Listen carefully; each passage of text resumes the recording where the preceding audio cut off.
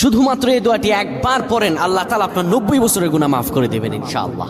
আপনার 90 বছরের গুনাহ মাফ হয়ে যাবে শুধুমাত্র এই দোয়াটি যদি একবার পড়তে পারেন। আপনার ভাগ্য খুলে যাবে, রিজিকে বরকত আসবে, মনের ন্যাক আশা পূরণ হবে, আল্লাহ আপনার সব দোয়া কবুল করে দিবেন। সুবহানাল্লাহি ওয়া বিহামদি। এত ফজিলত, এই দোয়াটা আপনারা শেয়ার করে দিবেন। এই যুবকেরা, আমল না করেও সওয়াব পাবা। তোমার একটি শেয়ারে, একটা বাটনে প্রেস করে তুমি সওয়াব পেয়ে যাবা। কারণ তুমি আমল না করো, অন্য কেউ যদি তোমার শেয়ারের বদৌলতে আমল করে, সওয়াব তুমি পেয়ে যাবা। নবীজির হাদিস। আমার ভাইয়েরা, আল্লাহর কাছে দোয়া করা, আল্লাহর কাছে দোয়া চাওয়া, এটি হলো মুমিনদের কাজ। আমার আল্লাহ বান্দাকে বলেন, বান্দারে উদউনি আস্তাজিব লাকুম, আমার কাছে চাও, আমার কাছে চাইলে আমি আল্লাহ তোমাকে দিয়ে দিব।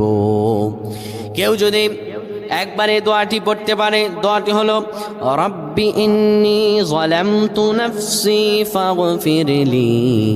কেউ যদি এই দোয়াটা একবার পড়তে পারে, আমার আল্লাহ তাআলা তার 90